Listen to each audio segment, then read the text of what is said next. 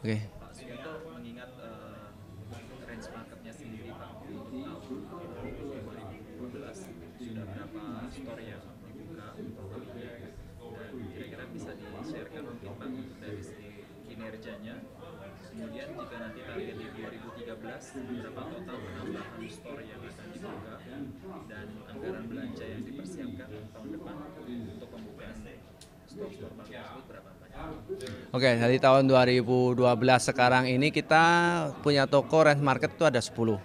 Nah, kemudian kita baru buka Range Market di tahun ini satu di Balikpapan. Kemudian Farmer baru buka bulan kemarin.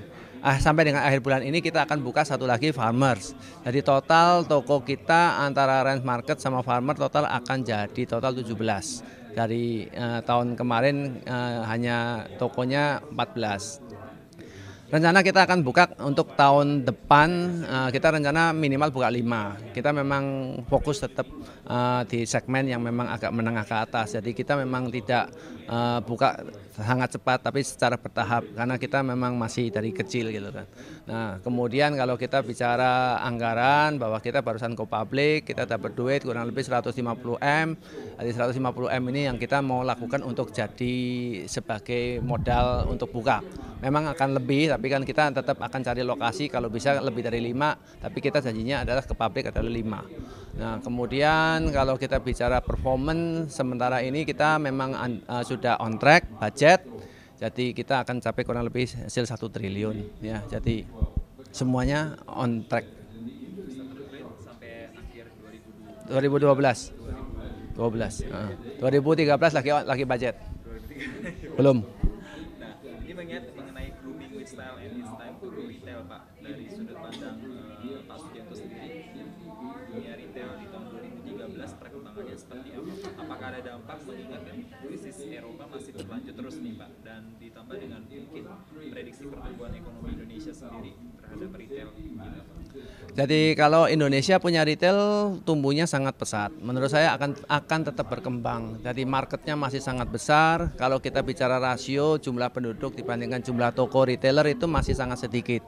Jadi apalagi dengan cara misalnya katakan UMR meningkat, daya beli meningkat, otomatis daya beli meningkat itu akan memberikan potensial market juga kepada para retailer. Maka retailer itu tetap akan berkembang dan menurut saya makin bagus. Apalagi dengan ada kemacetan juga. Dengan kemacetan itu juga menyebabkan tidak terlalu banyak mobilitas daripada masyarakat sehingga dibutuhkan sarana fasilitas di komunitinya yang dekat dengan perumahan daripada masyarakat semuanya. Oleh karena itu kalau kita bicara ngomong hypermarket, supermarket ataupun minimarket tetap akan tumbuh dengan baik. Kira-kira dari angka Pak ada proyeksi Saya dibandingkan tahun lalu? pertumbuhan tetap akan di atas berkisar di atas 10%. Jadi kita akan bertumbuh di atas dari inflasi. Artinya pertumbuhan ekonomi. Ekonomi hanya tumbuh 6,5, tapi retail akan tumbuh di atas 10%. Ini menarik Pak, yang tadi Bapak singgung tentang UMR. UMR kan akan naik, kebijakan terbaru dari Gubernur DKI Jakarta. Dampak terhadap konsumsi masyarakat Pak terhadap hubungannya dengan retail sendiri. Hubungan dengan retail, maka tadi saya katakan ada dua dikotomi. Satu adalah pasti beban biaya retailer akan meningkat dikarenakan peningkatan 40% itu sangat tinggi ya, karena retailer itu tidak mungkin toko itu tumbuh 40%. Kita hanya tumbuh paling hanya 8% sampai 10%. Maka ada ekstra tumbuh 30% biaya. Nah, kemudian tetapi di samping satu pihak juga ada di mana purchasing power. Nah, semoga mereka bisa menyumbangkan sebagian daripada kenaikan upah itu untuk belanja di retailer sehingga pertumbuhannya bisa lebih besar dibandingkan tahun-tahun sebelumnya, sehingga apa yang terjadi adalah semua jadi mutual benefit yang timbul yang kita harapkan. Semoga itu terjadi. Kalau nggak yang terjadi adalah retailer pasti akan keuntungannya akan berkurang. Nah, itu mengenai konsep retail sendiri Pak di tahun depan. Mungkin kira-kira konsep seperti apa yang akan berkembang? Mungkin ada sesuatu inovasi terbaru.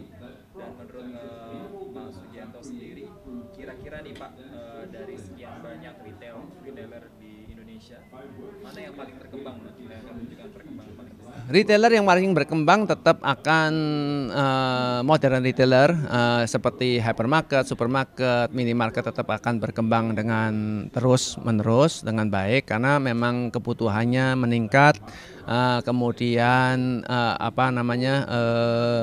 perilaku konsumen juga berubah, jadi akan tetap meningkat.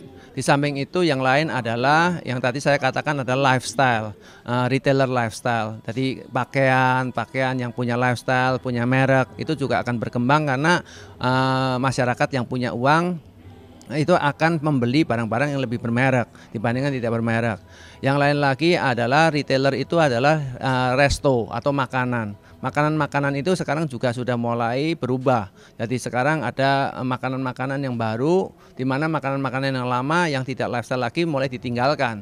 Nah sekarang seperti sekarang lagi ada misalnya kayak bubble tea. Baru-baru ini bubble tea berkembang, tapi harus hati-hati. Itu pun akan cepat juga akan menurun. Kemudian juga ada sekarang ramen. Nah ramen sekarang rame. Nah itu sekarang trennya mulai ke sana. Jadi maka inovasi-inovasi para retailer ini juga harus kreatif karena pasarnya besar. Jadi bagaimana kita merebut konsumen. Satu pertanyaan terakhir, Pak. Bagi seorang entrepreneur, Pak, hal apa yang harus dilakukan dalam membangun bisnis retail sendiri khususnya, Pak, supaya terus berkembang apalagi di tahun depan, Pak? Pertama, balik lagi kita harus punya konsep yang sangat kuat.